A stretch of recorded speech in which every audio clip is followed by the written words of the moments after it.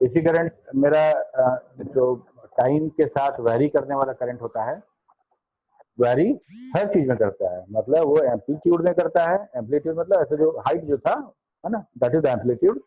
वो हमारा वोल्टेज दिखाता है, वो धीरे धीरे धीरे एम्पलीट्यूड बढ़ रहा है, ठीक है। एक सेकेंड में कितना बार प्लस माइनस हो रहा है ये भी वैरी करता है, ठीक है। तो ये हमारा करंट है, ये बहुत ज्यादा वायरिंग करता है एम्पलीट्यूड में एंड फ्रीक्वेंसी में, दोनों में वो हमारा क्या बोलते हैं उसको, वैरी करता है, ठीक। और हमारा जितना भी इलेक्ट्रॉनिक कंपोनेंट है वो इस वेरिएशन को बर्दाश्त नहीं कर पाता है, और इसलिए हमको चाहिए होगा कि हम एक बिना वैरी करने वाला करंट हम यूज बनाए उसको, ठीक। तो रेक्टिफिकेशन उसी को कहते हैं हम लोग, ठीक है। तो डायोड का एक फीचर था हमारा कि वो फॉरवर्ड बायस में करंट को देता था और रिवर्स बायस में करंट को ब्लॉक करता था। इसी को यूज करके हम बनाते हैं एक एसी करंट को डीसी में चेंज करते हैं, ठीक है। तो एक उसमें था एक हाफ वेव रेक्टिफायर और सॉरी हाफ वेव रेक्टिफायर और फुल वेव रेक्टिफायर, ठीक है। तो हाफ वेव रेक्टिफायर में हम लोग क्या कर रहे हैं देखो, एक डायोड को ऐसे जोड़ रहे हैं, तो इससे क्या हो रहा है मेरा कि सारा का सारा पॉजिटिव वाला इधर से प्लस है, इधर माइनस है, प्लस वाला सब निकल जा रहा है इधर से, और मेरा माइनस वाला जैसे ही करंट पलटाएगा इधर से जब प्लस जाएगा तो ब्लॉक कर देगा। एक डायरेक्शन में तो करंट फ्लो होगा, दूसरे डायरेक्शन में करंट फ्लो नहीं होगा, तो हम कहेंगे कि ये निगेटिव वाला एलिमेंट जो था वो नहीं फ्लो हो गया, रुक गया। तो पॉजिटिव वाला एलिमेंट हुआ तो ये हो गया मेरा। तो अब हम लोग बात किए थे कि अगर किसी करंट में निगेटिव एलिमेंट नहीं हो तो हम उसको डीसी बोलेंगे, है ना। अगर एक ही डायरेक्शन में है तो उसको डीसी बोलेंगे। तो ये मेरा डीसी बन गया, लेकिन उसको बोलते हैं क्योंकि पल्स के रूप में है, डायरेक्ट करंट नहीं है। डायरेक्ट मतलब एकदम एम्पलीट्यूड है एकदम फिक्स रहेगा, 5 वोल्ट तो 5 वोल्ट, 12 वोल्ट तो 12 वोल्ट, एकदम सीधा रहेगा, टाइम के साथ वैरी नहीं करेगा, तो उसको हम बोलते हैं प्योर डीसी वोल्ट, है ना। लेकिन ये पल्सेटिंग है, पल्स के रूप में डीसी वोल्ट हमको मिल रहा है, ठीक। अच्छा, ये तो हम क्या किए कि ऊपर वाला हाफ को फिल्टर कर लिए, नीचे वाला हाफ को छोड़ दिए, मतलब नीचे वाला हाफ को फिल्टर कर लिए, ऊपर वाला हाफ को जाने दिए, ठीक है। इसको बोलते हैं पॉजिटिव हाफ वेव रेक्टिफायर। इसी डायोड को अगर उलट दें, है ना, रिवर्स बायस में उलट के लगा दे, तो क्या होगा कि जो करंट ब्लॉक हो रहा था यहाँ पे, वो करंट के लिए वो सीधा हो जाएगा, पास हो जाएगा, और जिसको पास कर रहा था उसको ब्लॉक कर देगा, मतलब ऊपर वाला ब्लॉक हो जाएगा, नीचे वाला पास होगा, ठीक है। मतलब ये देखे थे, ये तो क्या करते हैं, याद नहीं आ रहा है। नेगेटिव हाफ वेव रेक्टिफायर में क्या किए कि हम इसको उलट के लगा दिए, ठीक है। तो इसमें क्या होगा कि ऊपर वाला प्लस जो है फिल्टर हो गया, नीचे वाला आप आ गया, ठीक। इसे बोलते हैं नेगेटिव हाफ वेव रेक्टिफायर, ठीक है। So when AC source is connected to the half wave rectifier, only half cycle will throw it as shown in the figure. The output of the rectifier is taken across the load resistance RL. If we look at the input to graph ratio, it shows the pulsating positive half cycle of the input. The output of the half wave rectifier has too many ripples. कुछ बोले क्या? The output of the half wave rectifier has too many ripples, which is not safe to use this output on a DC source, ठीक है। Pulsating मतलब यहाँ से amplitude तो बढ़ ही रहा है, मान लो अभी 5 वोल्ट का बात करें तो 0 से 5 वोल्ट गया, 5 से फिर घटते घटते 0 वोल्ट तक आ रहा है, फिर बढ़ना शुरू हो रहा है, मतलब बीच में थोड़ा देर तक वो 0 वोल्ट ही रह रहा है, मतलब होता है करंट ब्लॉक हो गया, मतलब बंद हो गया करंट, हाँ। फिर वहां से शुरू हुआ, फिर 0 वोल्ट से हुआ, फिर थोड़ा देर 0 वोल्ट रहा। तो ये हम बोल रहे हैं कि ये स्मूथ करंट नहीं है सर। तो smooth this pulsating output a capacitor filter is introduced across the register, ठीक है। हम लोग क्या कर रहे हैं कि डायोड के बाद एक पैरेलल में कैपेसिटर लगा दे रहे हैं, ठीक है। तो क्या होगा कि जब वोल्टेज हमारा जब मैक्सिमम जाएगा तो हमको कैपेसिटर के हिसाब, कैपेसिटर के लायक चार्जिंग करंट मिलेगा, तो उसको चार्ज मिल जाएगा, तो पीक होते होते वो चार्ज हो जाएगा, ठीक है। हम कैपेसिटर वैसे ही सोच के लगाते हैं कि वो चार्ज हो जाए, उतना फैराड का रहेगा, उतना वोल्ट, तो चार्ज हो जाएगा। उसके बाद जैसे ही वोल्टेज मेरा कम होना शुरू होगा, एक सर्किट में 2 वोल्टेज सोर्स है, एक तो हम सप्लाई कर रहे हैं, दूसरा हम कैपेसिटर से दे रहे हैं, तो कैपेसिटर वाला पोटेंशियल डिफरेंस ज्यादा होगा, और इधर से आएगा वो कम होगा, क्योंकि ये तो जीरो से बढ़ेगा, जीरो से बढ़ना शुरू होगा। ठीक है, तो ये कैपेसिटर है, कैपेसिटर का चूंकि पोटेंशियल ज्यादा होगा तो कैपेसिटर वाला पोटेंशियल जाएगा सर्किट में, और धीरे धीरे कैपेसिटर डिस्चार्ज होना शुरू होगा। जब डिस्चार्ज हो जाएगा तब तक ये करंट भी बढ़ जाएगा, तो ये करंट होगा उसको उठा लेगा, फिर कैपेसिटर को चार्ज करेगा, फिर वो डाउन होना शुरू करेगा तो कैपेसिटर देना शुरू करेगा। ठीक है,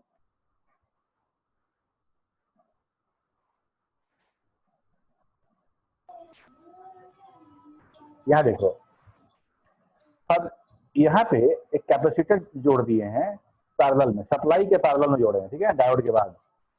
ठीक है ना, अब देखो यहाँ पे हम लोग दिखा रहे हैं क्या, कि ब्लैक जो लाइन है ये कैपेसिटर को दिखा रहे हैं, यहाँ से वोल्टेज बढ़ना शुरू हुआ।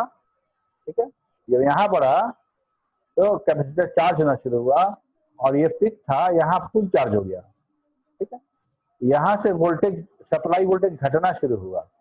ठीक है, लेकिन हमारा पोटेंशियल जो था कैपेसिटर का वो सप्लाई से ज्यादा था, तो यही वाला मेरे सर्किट में यूज हो रहा है।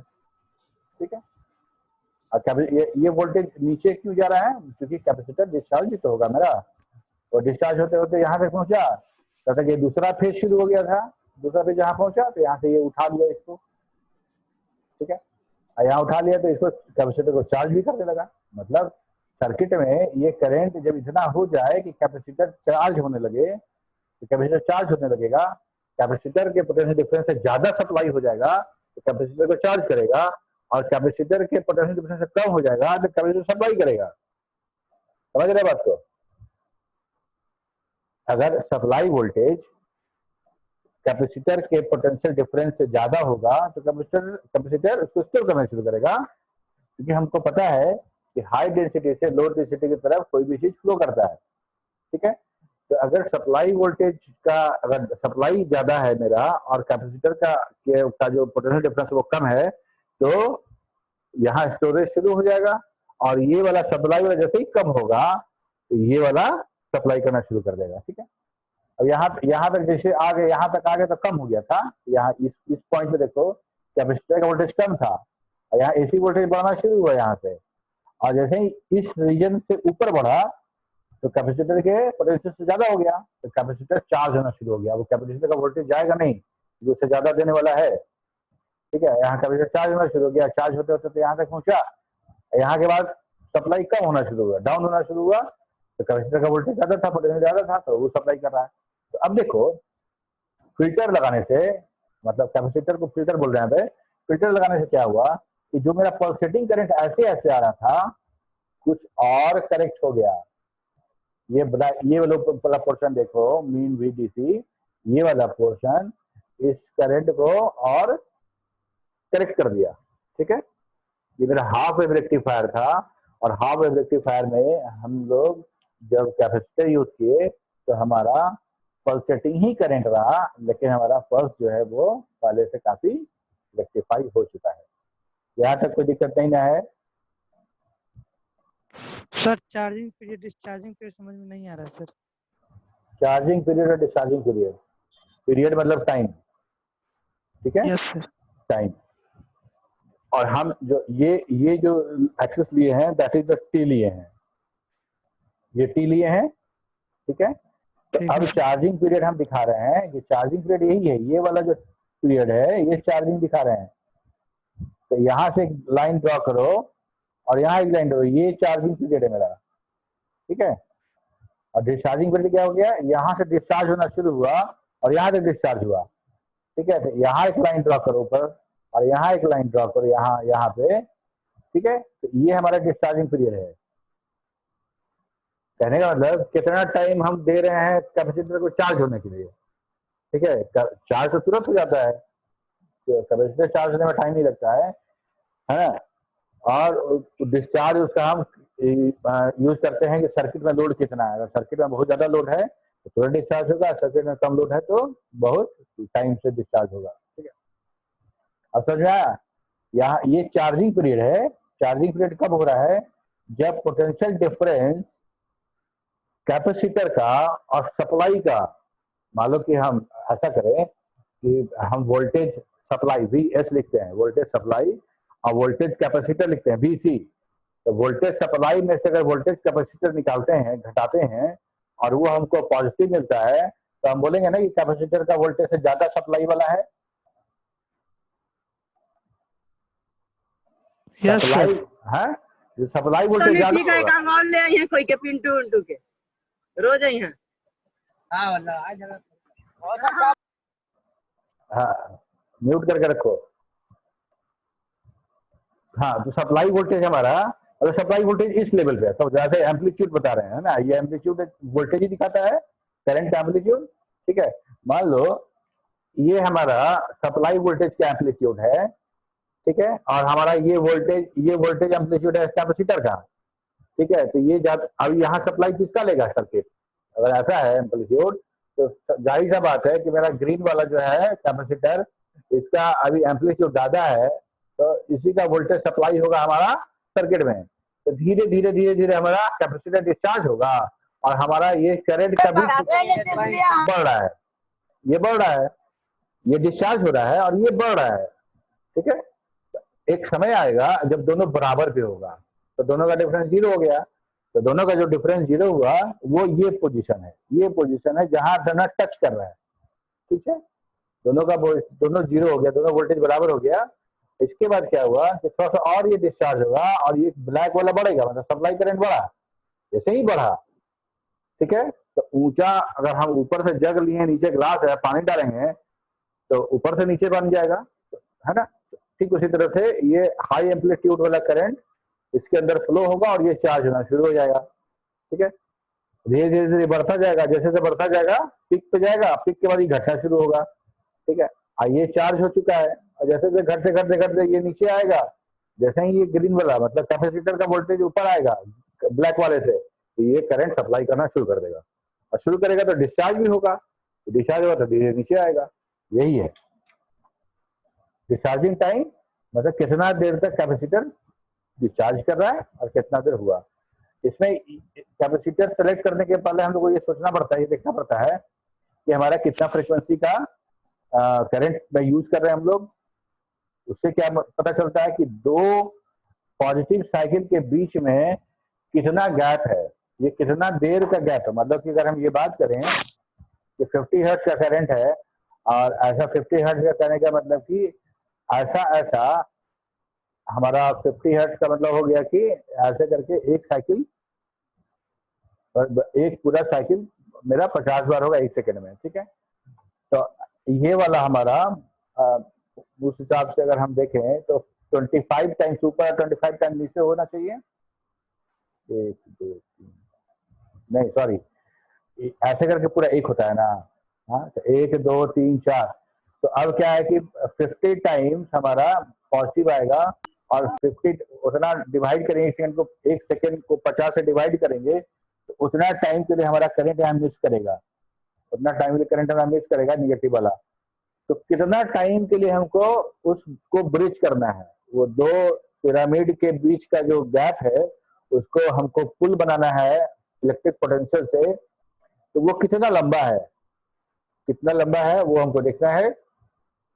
और वोल्टेज का हमारा एम्पलीट्यूड कितना है, वो हम 3 वोल्ट पे काम कर रहे हैं, 4 वोल्ट पे कर रहे हैं, 12 वोल्ट पे कर रहे हैं, एम्पलीट्यूड कितना है उसके हिसाब से कैपेसिटर डिजाइन करेंगे, सेलेक्ट करेंगे, और वो कितना कूलम चार्ज स्टोर करे कि वो 1/50 सेकंड के लिए वो पूरा का पूरा सप्लाई कर सके। ठीक है, तो अब ये क्या है कि अगर हम कैपेसिटर को बढ़ाना चाहें, कैपेसिटर को हम इसका मान बढ़ा दें, है ना, वोल्ट बढ़ा दें या फैराडे बढ़ा दें, या ऐसे ये कैपेसिटर और पैरेलल में लगा दें, तो हमारा ये करंट और रेक्टिफाई होगा, रिपल जो है और सुधर जाएगा। ठीक है, तो हम लोग रेक्टिफायर जो ऑडियो सिस्टम के लिए जो बनता था उसमें हाई कैपेसिटी का कैपेसिटर लगाते थे, वो तो फुल रेक्टिफायर यूज होता था, और हाई कैपेसिटर का हाई वैल्यू का कैपेसिटर लगाते थे, और एक से ज्यादा कैपेसिटर लगाते थे, ताकि मेरा ये वाला डिस्चार्ज टाइम जो है ये ऐसे ना गिर के और ऊपर से गिरे, यहाँ गिरे, यहाँ गिरे। ठीक है, यहाँ गिरे, इससे क्या होगा मेरा कि मेरा जो फ्लक्चुएशन है करंट में और कम हो जाएगा। ठीक है, क्लियर है सबको? Yes sir. ठीक है। तो हम लोग देखो AC source that is the VS that is represented by the sinusoidal sine cos tan पढ़ते थे ना, है ना। तो वही है sinusoidal wave given by VS VM sine W omega T। ठीक है, ये इक्वेशन है जिससे हम लोग निकालते हैं। ठीक है, ये सप्लाई वोल्टेज है और ये VM है, इसको बोलते हैं V मैक्सिमम एम्पलीट्यूड, है ना। ये देखो ये वाला जो है पीक जो है VP, यही है V मैक्स। ठीक है, ये वाला पीक। तो VM sine omega T, omega हम लोग एंगल को लेते हैं पाई रेडियन 2 पाई रेडियन पढ़ते थे ना, डिग्री वाला तो पढ़ते ही थे हम लोग, रेडियन में भी हम लोग एंगल पढ़ते थे। ठीक है, ओमेगा इज एक्चुअली हमारा क्या होता है कि एक वेव 0 से शुरू हुआ, पीक पे गया, फिर 0 आया, और फिर निगेटिव गया, फिर 0 आया। एक ये पूरा साइकिल है, एक पूरा साइकिल ये है। ठीक है, अगर हम रोटेशन पे बात करें तो अगर कोई पॉइंट, अगर ये निडल है, अगर ये पूरा एक सर्किल कंप्लीट करता है तो हम लोग बोलेंगे ना कि 360 डिग्री कंप्लीट किया। ठीक है, यस सर। हाँ, तो अगर ये वाला एक हाफ में हम लोग बोलते थे पाई रेडियन और इसको बोलते थे 2 पाई रेडियन। ठीक है, तो हम लोग यही बोल रहे हैं। और टाइम, क्योंकि हमारा करंट जो है टाइम का ही फंक्शन है, करंट हमारा टाइम का ही फंक्शन है, इसलिए हम उसको T से गुना करेंगे और ये हमारा एक करंट निकलेगा जिसको बोलेंगे सिनुसोइडल वेव। ठीक है, यहाँ VS है सप्लाई वोल्टेज, जो VM है मैक्स वोल्टेज है, एंगुलर फ्रीक्वेंसी है, और T है जो टाइम है। ठीक है, अब देखो हम लोग फुल रेक्टिफायर देखते हैं। ठीक है सर, बोल रहे थे पॉजिटिव हाफ वेव रेक्टिफायर के बाद स्लाइड लगाइएगा तो सर। नहीं सुन पाया बाबू, फिर से बोलो। बोल रहे पॉजिटिव हाफ वेव रेक्टिफायर के बाद स्लाइड लगाइएगा तो सर। वो स्क्रीन शॉट जब तक ले रहे थे आप चेंज कर दिए। ये वाला, ये नेगेटिव हाफ वेव, ये था पॉजिटिव हाफ वेव जी, इसके बाद ये नेगेटिव हाफ वेव, एक मिनट है ना। डायोड को उलट के लगा दिए, हो गया काम खत्म। जो पहले रुक रहा था अब जाएगा, जो पहले जा रहा था रुक जाएगा। नेक्स्ट कीजिएगा। बात हो जाए, कुछ पूछ रहे क्या? बोल रहे हैं नेक्स्ट कीजिएगा सर, नेक्स्ट स्लाइड।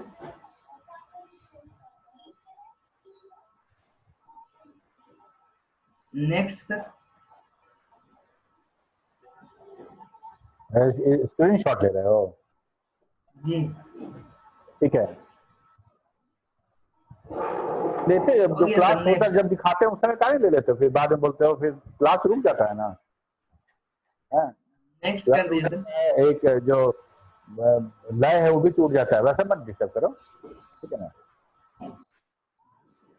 हो गया ये सर। दूसरा PDF भेज दीजिएगा सर, तब तक कंसंट्रेट नहीं कर पाते हैं सर। जो टॉपिक पढ़ाने वाले होते हैं ना सर, उसका PDF भेज दिया कीजिएगा। इससे पहले हम लोग पढ़ लेंगे, फिर आप पढ़ाएंगे तो और समझ में आएगा ज्यादा अच्छा से।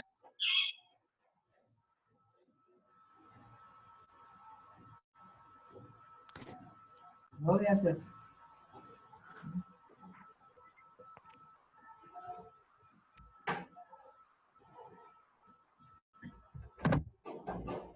आपकी आवाज नहीं आ रही है सर। सर अभी बोल ही नहीं रहे तो बात।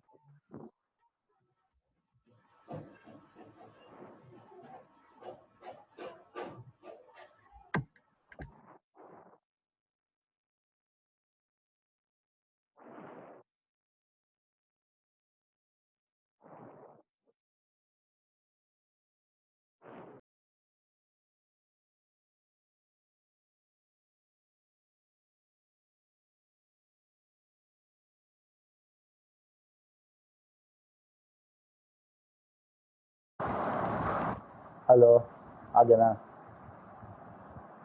यस सर, आ रही है। ठीक है, क्या बोल रहे थे हम लोग? हाँ, तो जो टॉपिक कंप्लीट हो जाएगा उसका हम भेज देंगे तुमको। ठीक है, अभी तुम स्क्रीनशॉट लो ताकि तुम पढ़ सको और मेरी बात समझ में आए। ठीक, पहले से भेजना, पहले से तुम देखना चाहो तो टॉपिक तुम्हारा सिलेबस है ही है, और तुम्हारे पास मोबाइल है, तुम इसको पढ़ सकते हो खुद से भी, खुद से पढ़ोगे तो ठीक रहेगा। है तो ये हो गया हमारा कि एक हम जो सिनुसोइडल जो वेव हम बताते हैं एसी वोल्टेज का वैसे बताते हैं। इसके बाद हमारा था full wave rectifier. Full wave rectifier क्या था कि हम जैसे हाफ वेव कर रहे थे तो उसमें हम लोग पॉजिटिव निगेटिव हाफ को छोड़ दे रहे थे, निगेटिव हाफ को हम लोग छोड़ दे रहे थे, मतलब ये पूरे के पूरे साइकिल का आधा ले रहे थे और आधा छोड़ दे रहे थे, आधा पकड़ रहे थे आधा को हम छोड़ दे रहे थे। फुल वेव रेक्टिफायर में क्या था, अच्छा अब एक चीज और था कि जो हाफ छोड़ रहे थे उसके चलते हमको पॉजिटिव साइड में वो गैप मिल रहा था, पॉजिटिव साइड में वो गैप मिल जा रहा था।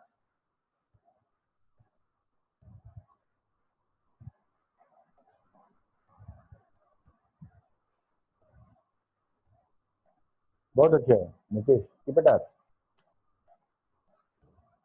तो हाँ, तो क्या हो रहा था कि दो पॉजिटिव वाला जो था हमारा उसके बीच में थोड़ा गैप मिल रहा था। अगर हम किसी तरह से नेगेटिव हाफ वाला को भी अगर जोड़ लेते तो ये था मेरा पॉजिटिव, ये निगेटिव हो जाता, मतलब इसको हम उलट देते, उसको भी हम यूज कर लेते पॉजिटिव साइड में, ठीक है, उसको भी हम लोग उसका पॉजिटिव एलिमेंट यूज कर लेते, तो मेरा ये रिपल जो था वो मेरा बेटर हो जाता पहले से।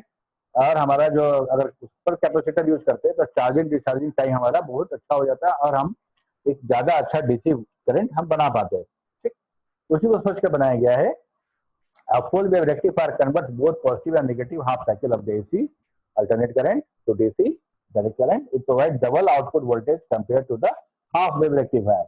ठीक है, double output voltage compared to the half wave rectifier. A full wave rectifier is made up from more than one diode. ठीक है, तो दो तरह का फुल वेव रेक्टिफायर है, centre tap rectifier and bridge rectifier. ठीक है, सेंटर टैप रेक्टिफायर है, ब्रिज रेक्टिफायर। हम लोग देखते हैं centre tap rectifier. A type of full wave rectifier tap transformer and two diodes. A center tap transformer is a dual voltage transformer that has two input I1 and I2, वो supply में करेंगे जिसको हम plus minus या गर्म ठंडा बोलते हैं, फेज न्यूट्रल जो बोलते हैं, वो I1 I2 हो गया। And three output T1 T2 T3। अच्छा, अगर आप कभी जाइएगा ट्रांसफार्मर खरीदने के लिए तो हम लोग वहां पे बोलते हैं कि 12-0-12 देने के लिए या 909 देने के लिए, तो 909 कहने का मतलब ये होता है कि दो टर्मिनल 99 वोल्ट का और बीच वाला 0। ठीक है, इसी को बोलते हैं कि सेंटर टाइप ट्रांसफार्मर। तो अगर हम अच्छा, तो ये हो गया T1 T2 T3, जिसमें T1 और T3 वोल्टेज सप्लाई कर दिखाएगा और बीच वाला जो रहता है वो 0 वोल्ट का रहता है। The T2 terminal is connected to the center of the output coil, which acts as a reference ground, मतलब 0 volt reference. The T1 terminal produces positive voltage, and the T3 terminal produces negative voltage with respect to the T2. ठीक है, ऐसा होता है। ये transformer है हमारा, ये ट्रांसफार्मर का प्राइमरी कॉइल है जहाँ से हम AC 220 देते हैं और उसके यहाँ पे कोर होता है जो इंडक्शन EMF जनरेट होता है, उसके चलते हमारा इस कॉइल में करंट पैदा होता है। ठीक है, इंडक्टर वाला चैप्टर में ये सब हम लोग देखे थे। T1 और T3 ये दोनों वोल्टेज सोर्स है और T2 जो है वो हमारा 0 वोल्ट होता है। कहने का मतलब एक ही ट्रांसफार्मर में दो अलग सेकेंडरी में दो अलग अलग कॉइल है, एक कॉइल ये है और एक कॉइल ये है, दोनों का ये सेंटर वाला टैप किया हुआ है 0। ठीक है, इस तरह से ये बनाया रहता है कि जब इसमें करंट, जब AC करंट का एक डायरेक्शन पास करे, एक डायरेक्शन पार करे, तो इसमें जो करंट बने और इसमें जो करंट बने दोनों एक दूसरे का अपोजिट हो, और जैसे ही ये पलटी मारे मतलब इसका पोलैरिटी चेंज हो तो फिर इसका ये भी पोलैरिटी चेंज करेगा और ये भी पोलैरिटी चेंज करेगा, दोनों का पोलैरिटी जस्ट अपोजिट होगा। ठीक है, अब देखें इस कैसे काम करता है। यही हमारा, हम लोग दोनों पॉजिटिव में डायोड जोड़ दे रहे हैं, एक एक डायोड दोनों जगह जोड़ रहे हैं, T2 T1 और T3 हमारा कॉइल है और ये हम ऐसे जोड़ दे रहे हैं। ये हम दोनों पॉइंट में डायोड जोड़ने के बाद दोनों को हम शॉर्ट करके एक पॉजिटिव निकाल रहे हैं और निगेटिव निकाल रहे हैं। यही पॉजिटिव और निगेटिव सप्लाई हमारे सर्किट में जाएगा। ठीक है।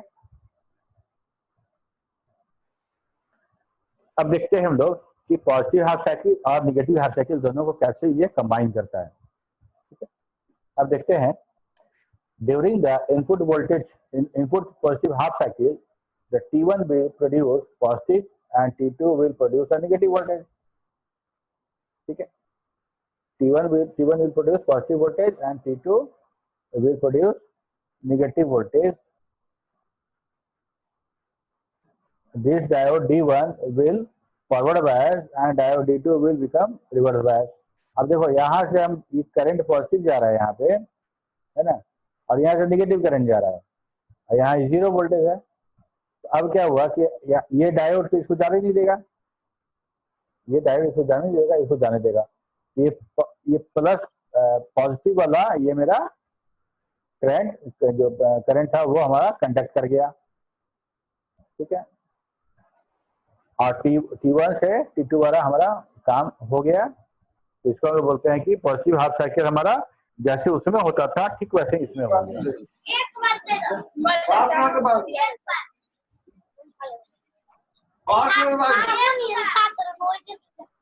म्यूट कर लो, जिसको सवाल नहीं पूछता हूँ, कुछ नहीं बोलना, सब म्यूट रखो अपना। अच्छा, निगेटिव हाफ साइकिल जब होता है क्या, निगेटिव हाफ साइकिल में क्या हुआ कि जब टर्न किया करंट, जब करंट टर्न किया, जिधर पॉजिटिव था तो ऐसे करंट जा रहा था। ठीक है, तो हमारा करंट ऐसे बना, ये पोलैरिटी चेंज किया, ये पोलैरिटी चेंज करके ऐसे हो गया, ऐसे हो गया, तो हमारा करंट इधर से पास करना शुरू किया, ये पॉजिटिव या निगेटिव हो गया। किसका माइक ऑन है जी? सन्नी कुमार सर।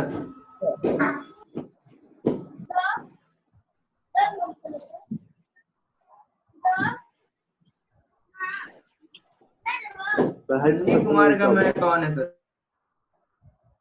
हो गया सर। पहचान ऑफ करो, किसी का माइक ऑन नहीं होना चाहिए जब तक कुछ पूछना ना हो। इतना नहीं क्लास करो, इतना तो सीखो यार।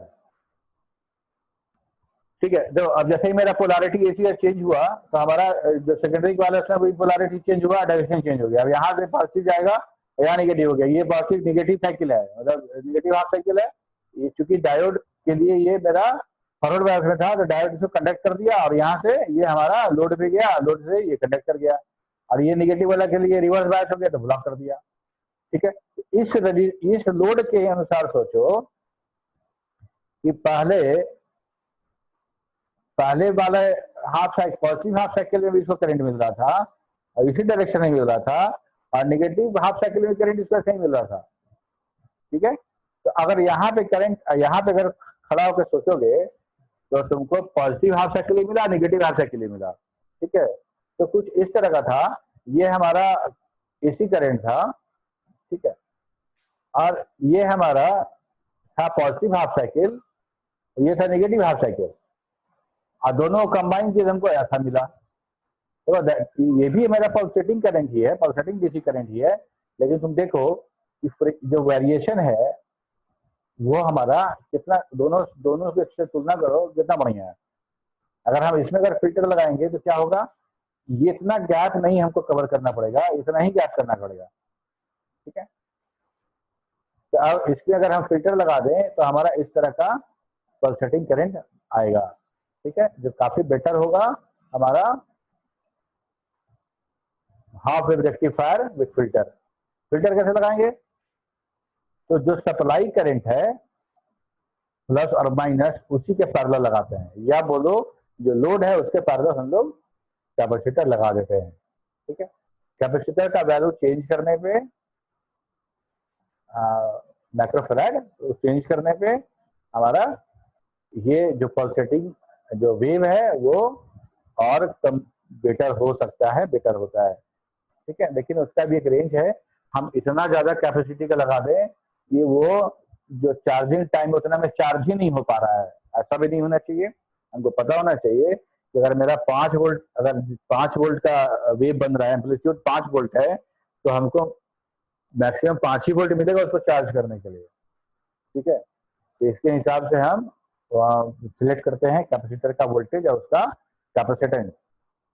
तो हम लोग आज यहीं रखेंगे और इसके बाद हम लोग अगले क्लास में इसका क्वेश्चन सेशन करेंगे और उसके बाद तब हम लोग बात करेंगे ब्रिज रेक्टिफायर के बारे में। ठीक है, आप लोग पढ़िए।